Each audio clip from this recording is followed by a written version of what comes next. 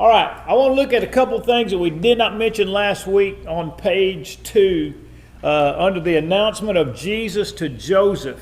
And it's from, if you go ahead and turn to Matthew chapter 1, look at Matthew chapter 1. And verses 18 to 25 are Matthew's account of the birth of Jesus. Opens you on now. The birth of Jesus was as follows. And we've studied all the things, I say all things, we've studied a great number of things related to Mary's pregnancy, the revealing of her pregnancy, Joseph's reaction and response to her pregnancy, the angels, God's intervention in that matter. But there's a thing that we did not look at, and I want to make mention of this, and it is in verse number 25. Well, we'll start in verse 24 because it's a continuation of a single sentence. It says, "Then Joseph, being aroused from sleep, did as the angel of the Lord commanded him, and took to him his wife, and did not know her till she had brought forth her firstborn son, and he called his name Jesus." I want to focus on two things here with regard to this text. Did not know her until she brought forth her firstborn son. And the reason I mention this is, and not that anybody here may be particularly aware of it, but Roman Catholicism teaches a doctrine known as the perpetual virginity of Mary. That Mary was a virgin, obviously, when she conceived, which is what the Bible teaches. But they also teach that she remained a virgin for the rest of her life. And they've conjured up all kinds of foolish ideas about how in Matthew 13, 53 to 55, when the Jews are like, "Is this not the carpenter's son? Aren't his brothers and sisters here with us? Don't we know his family? Don't we know his brothers and sisters?" And they presume that Joseph had a bunch of children in his first marriage, and that wife died, and then after that wife died, then he became the husband of Mary, and then everything transpired the way we see it in Matthew chapter 1. And obviously there's absolutely no biblical foundation for that matter. We don't even know how old Joseph was. We assume sometimes perhaps that Joseph may have been an older man because we don't read about Joseph. We don't read about Joseph after Luke chapter 2 when Jesus was 12 years old. And after that, there's no mention of Joseph other than the fact that it's implied that he's dead in Matthew 13. Is this not the carpenter's son? And then they say that his brothers and sisters are still with us. And so we might assume that Joseph was older because he's no longer in the picture. But one thing we forget is that the average lifespan of people in that time was probably less than 50. Probably less than 50. For a number of reasons. Obviously disease. The hard physical rigors of providing for yourself and your family, the dangers associated with the type of work that people did. I mean, there were any number, obviously health and nutritional matters, and we already mentioned like medical situations. So there's no reason for us to assume that Joseph was old. Only thing we should assume is that Joseph was dead. And also the idea and I don't know enough about Jewish customs to speak to this, but it seems odd to me.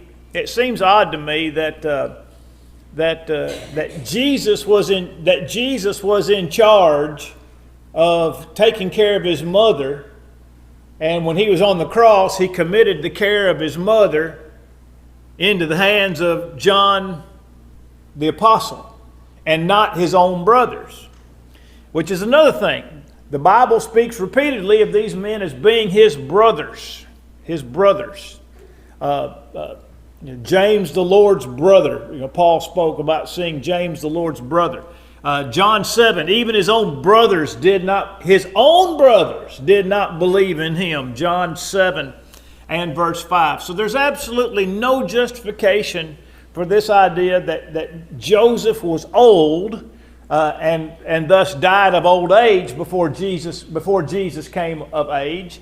In fact, it would seem odd for a man to be that old in those days. And again, all the language that talks about Jesus' family implies that these are his brothers by the brother of the same mother. Now, the text itself also points us in that direction. It says, he did not know her, and technically the term is he kept her a virgin. And then what's the next word? Until. So what does until imply? Something happened. In other words, something happened after that. That is the opposite of what this occurred until, or this did not occur until, which means after until we would assume what? The opposite. Whatever's been spoken of here, the opposite of that. Yes, she remained in the same state until she brought her firstborn son into the world, which implies that Joseph and Mary had a normal marriage just like everybody else after Jesus was born, and that's why Jesus had brothers and sisters. That's why Jesus had brothers and sisters. Also, the phraseology used in this verse, her firstborn son. Not just her son, her firstborn son. And by the way, that language is in the text. That's not implied. It's I wrote it down. It's a prototokon. Proto meaning first. A prototype is the first. A prototokon. Tokon is the word for child, but it has the male ending on it. Because the Greek language would use different endings to determine if it's a male, if it's masculine or feminine or neuter. And so it's prototokon, first male child. And so the text itself says that denies the idea of the perpetual virginity of Mary, and it denies the idea that Jesus was the only child of Mary that we see in the text. And like I said, all of the other passages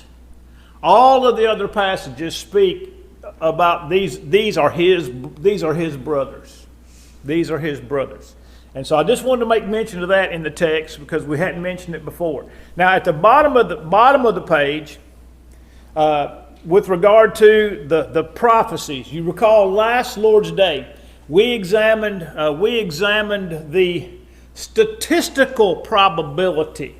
By the way, this was done by a math professor in a college math class, and they studied and determined what were the statistical odds of 8 prophecies coming true in the life of one man born in Bethlehem of Judea in the 1st century.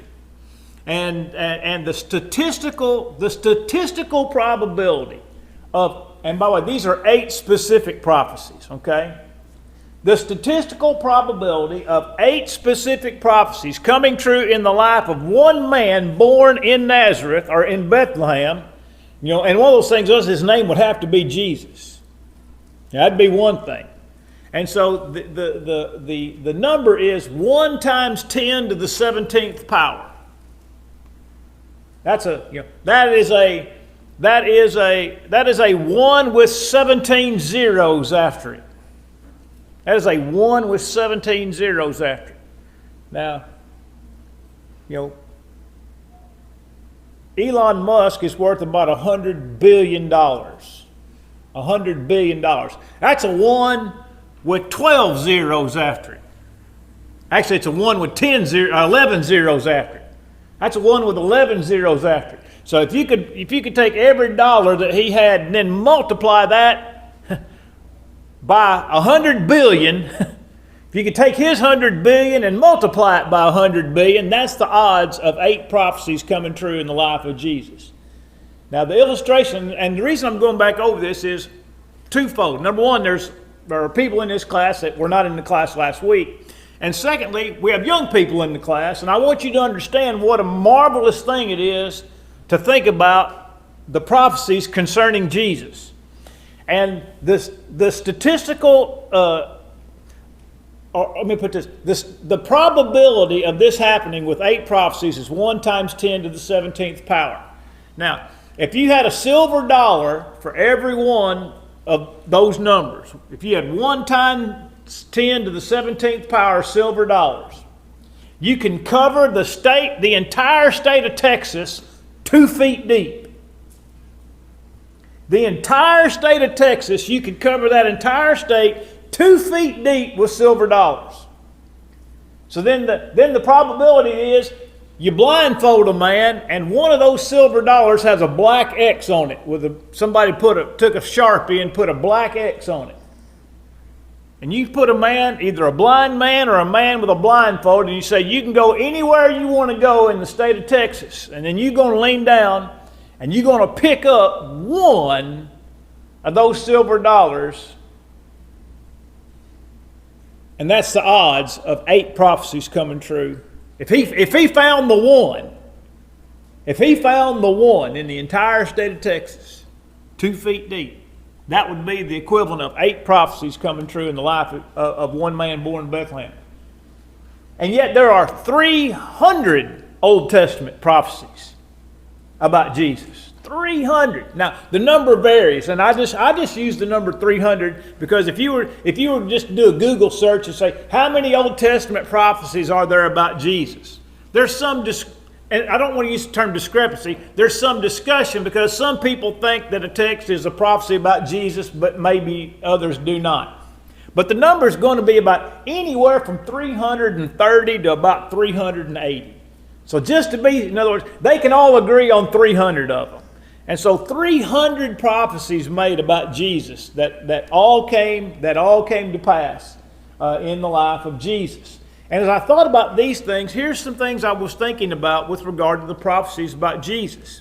That everything about Jesus, just about everything we can read was prophesied in some way. In other words, Jesus was he was a living fruition of prophecy. Yeah. If we were going to speak in hyperbole, it'd be like every time Jesus took a step or took a breath, he was fulfilling another prophecy. Now, obviously, that's hyperbole, but you understand what I mean by that. For example, the Bible, and we studied this a week or two ago, there's only one verse in all the Old Testament that tells us where Jesus is going to be born. Had to be born in Bethlehem. Now, the Mormons will tell you he was born in Jerusalem. But the Bible will tell you he's born in Bethlehem. And I asked some Mormons about that one time, and basically they said, well, Bethlehem's a suburb of Jerusalem. That'd be like if you lived in Hoover, but you told people that you lived in Birmingham. Now we might understand that you might use the term Birmingham because you might not have heard of Hoover. But the biblical text says specifically Bethlehem. Micah 5 and verse 2. So the where of Jesus' birth is specifically prophesied. All right? The why of his birth is specifically prophesied. They'll call his name Jesus because, as we looked in Matthew 1, he will what? Save his people from their sins. And there's a number of Old Testament prophecies that point to the coming of Jesus as not only the Messiah, but as the one through whom sins would be remitted. Isaiah 53 would tell us that, and a number of other texts. So the why of his coming is prophesied.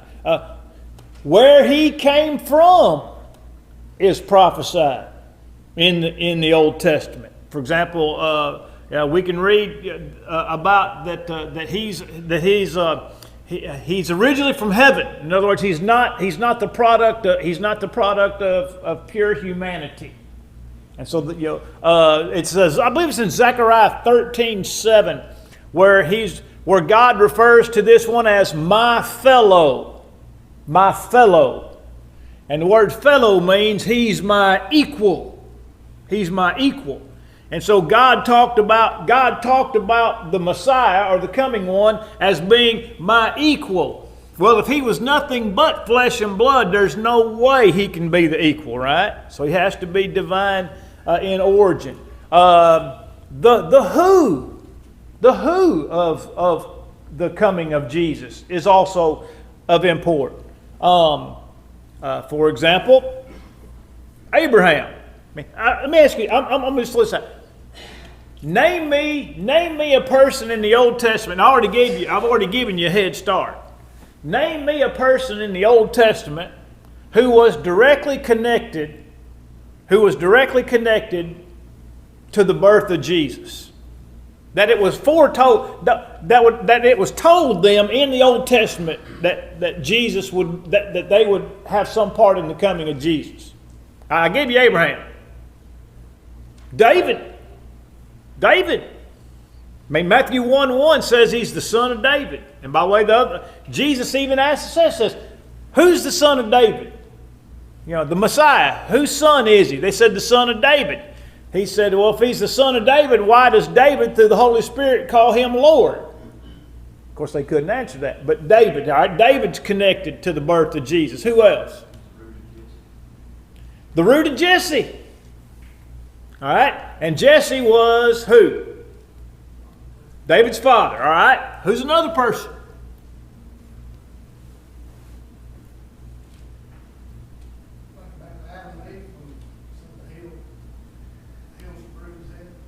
Well, you can go to Adam and Eve because he's associated with the seed of woman, and Eve is the mother of all living, so we could go that route. What about Isaac? Did God make a promise to Isaac? He did. Did God make a promise to Jacob? He did. Did Jacob, who later became known as Israel, in his dying breath make statement about his son Judah? That the scepter should not depart from Judah? Wasn't Solomon also connected to the birth of Jesus?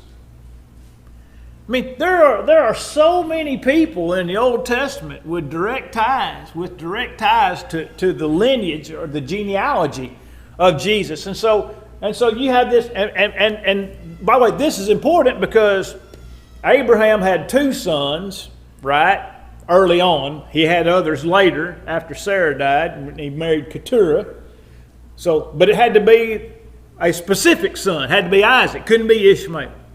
And then Isaac had twins, and it had to be one of them, right? Couldn't be Esau. It had to be Jacob.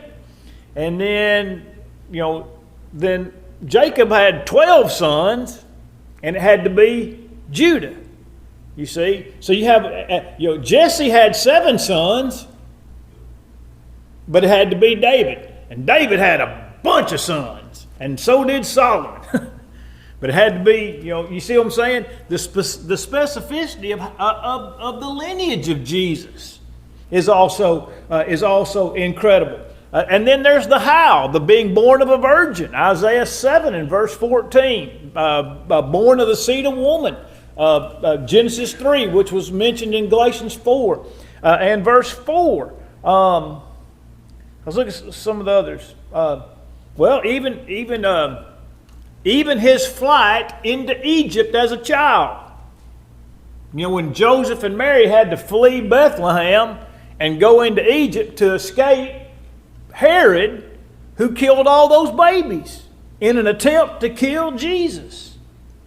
All of that was fulfillment of prophecy. Then, when he came back and lived in Nazareth among the Gentiles, that was prophesied in the Old Testament. I mean, there's just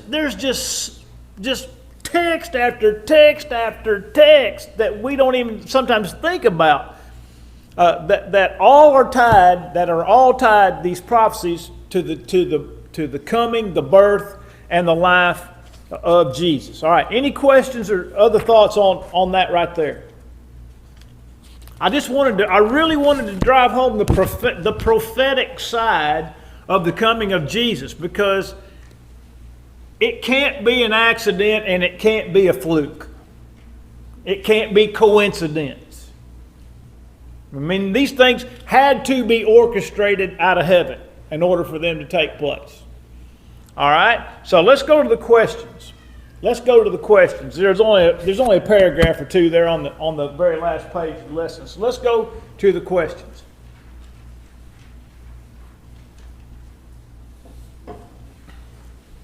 According to Jewish law, baby boys were to be circumcised on what day? The 8th day. The 8th day. Now, circumcision was not instituted until about 2,500 years after creation. Circumcision began with Abraham, and it was a sign of God's covenant with Abraham. Now, the interesting thing is, why the 8th day? Why the 8th day?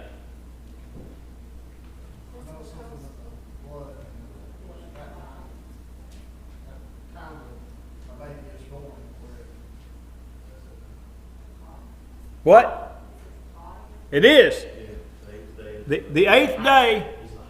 The 8th day is the highest day where the clotting agents are present in the blood of baby boys. In fact, they run above what would be 100%. So let's just say 100% is the normal level. They run above 100%. I believe it's called prothrombin. It's a clotting agent. And so the clotting agents in baby boys run exceed 100% on day 8. You know, did God just guess a day and get that right?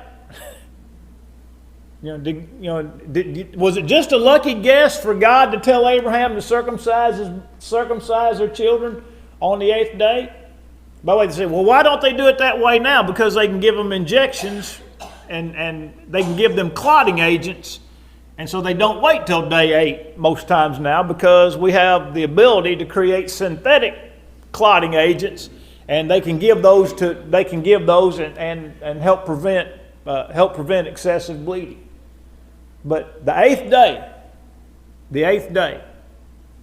and of course the beauty is there's the science behind it that Abraham had no idea.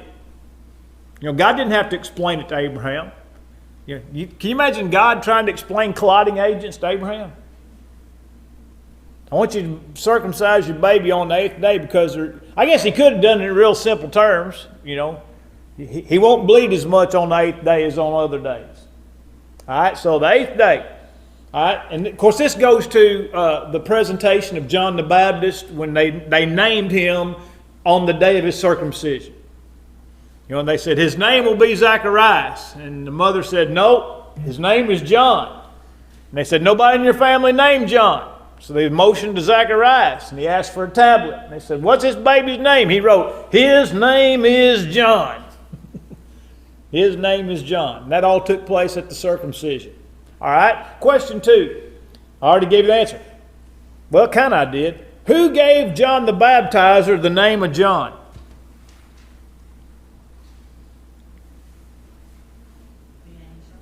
The angel, and then by extension, God. So God through the angel, through Zacharias. Zacharias named him John in obedience to God. So that's what I wrote. I wrote God, angel, Elizabeth, and Zacharias. I wrote all 4 of them down. All 4 of them called him John. All right? And when did Zacharias regain his ability to speak? After he named him John. When he wrote his name is John, the Bible says his tongue was loosed. His tongue was loosed. And by the way, who did Zacharias, we mentioned this a week or 2 ago, who did Zacharias talk about first as soon as he could talk? Who did he talk about first? Jesus. And then John. There are about 12 verses of Zacharias' statement as soon as his tongue was loosed, and the first 8 are about Jesus, and the last 4 or 5 are about John. Isn't that interesting? You know, man gets his child born, but the first person he's going to talk about is Jesus, and then when he talks about John, he ties John back to Jesus. What are you going to say, Johnny? Yeah. You know, that's what John said in John 1. He's preferred before me. He came after me. He's preferred before me. That's right. That's exactly right. Let's see. Zacharias quoted from what Old Testament prophet? When he talked about Jesus and John, what Old Testament prophet did he quote? Well, it's in Luke, but who did he quote? Malachi, that's right. He quoted Malachi. And there are at least 2 statements about John in the book of Malachi. By the way, Isaiah 40 also talks about John the Baptizer. So, but Zacharias quoted the text out of Malachi. What do we learn? What do we learn about John from Luke chapter 1 and verse number 80?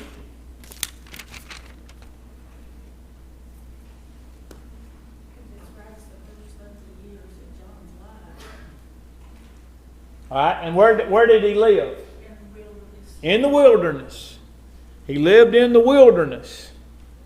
All right, and Matthew chapter 3, the text introduces us to John by saying, in those days, John the Baptist came preaching in the wilderness of Judea. In the wilderness of Judea. And that's the first mention that Matthew gives us of John. That when he was an adult and living in the wilderness. By the way, in 1 Kings 17 and verse number 1, Elijah was also a man of the wilderness. Of course, the Bible says that John came in the spirit and the power of Elijah. And Jesus said of John, he is the Elijah which was for to come. And so Elijah was also a man of the wilderness. By the way, it's interesting that you don't read anything about Elijah's work until he confronts Ahab. You know, it's not like Elijah has this long history with the Jewish people, and then all of a sudden he has to deal with Ahab. I mean, he bursts on the scene in 1 Kings 17, and then you get to 1 Kings 18, he kills 450 prophets of Baal. But that's the introduction of Elijah on the Jewish scene, and now and the same thing goes with John. He bursts on the scene in a time of great need. He bursts on the scene to be the forerunner for Christ. So there's a lot of things we can read about and take away if we spend a little time reading about Elijah and then about John, and then what Jesus said about John. There's just a ton of material out there. For the sake of time, I'm going to skip Isaiah 9 and verse 6, but it's the prophecy of the birth of Jesus. Unto us a child is born, unto us a son is given. And then there are about 8 adjectives. Actually, there's about 8 names that are given to him, then a number of adjectives that describe him. But number 7, how did the Jews view the coming Messiah? What was their idea about the coming Messiah?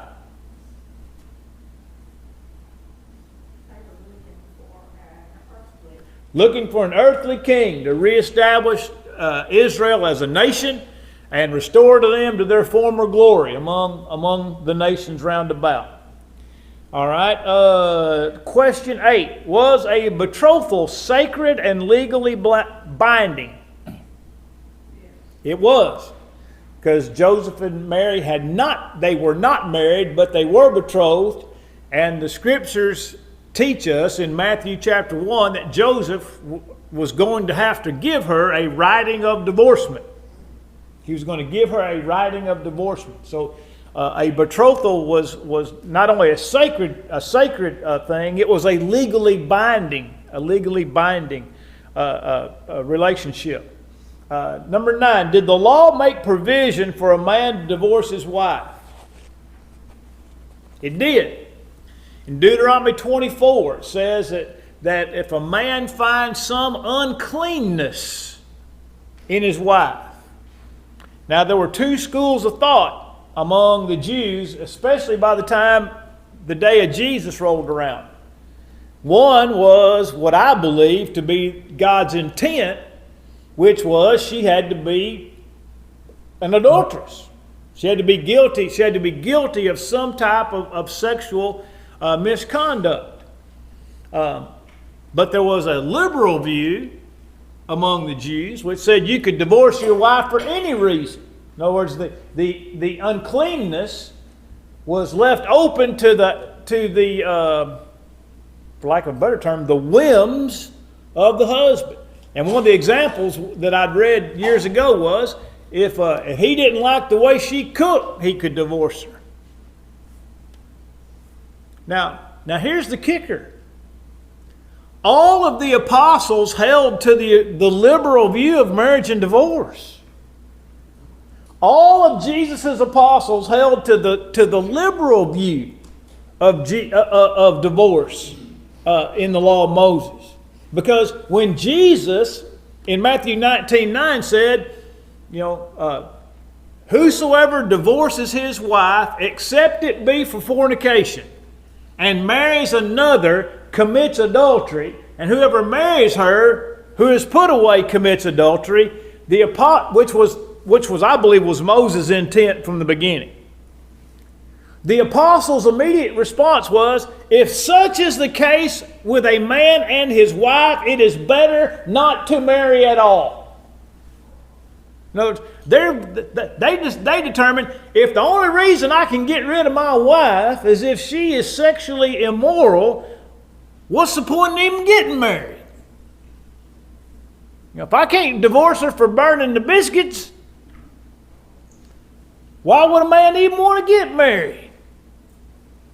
Which I think it's an interesting take. We don't oftentimes think about the apostles' response to Jesus' teaching. They did not hold marriage in high regard. So, now, I mention that to say this. It's not a popular thing to teach what the Bible teaches about marriage and divorce, is it? It's not popular in the world, and it ain't popular in the church. And the apostles didn't believe it. But when Jesus told them what it was, what did he say? They'd changed their mind, didn't they? So in other words, the apostles held a liberal view of divorce, and Jesus corrected them, and they immediately began to teach what Jesus taught about the matter. And so it wasn't popular then, it's not popular now, but it's still the truth. The law of God for marriage is one man, one woman for life. That's God's law on marriage. God's exception to his law on marriage is Matthew 19:9. The law is one man, one woman for life. The exception to that is Matthew 19:9, when one of them is unfaithful to the marriage bond. All right, question 10. Which gospel writer wanted to establish early on that Jesus was the promised Messiah? Who wanted to establish it early on? Matthew, that's right. The genealogy of Jesus the Christ, the son of David, the son of Abraham. He opens his gospel with tying Jesus to being the Messiah. And then he runs the lineage in 42 generations through verse number 17. Matthew wanted to establish it. What is the meaning of the name Emmanuel? God with us.